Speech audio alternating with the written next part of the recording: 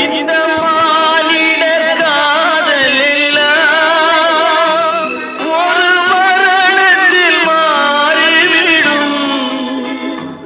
அந்த மலர்களின் வாசமெல்லாம் ஒரு மாலைக்குள் வாடிவிடும். அது யாரு இங்க பாரு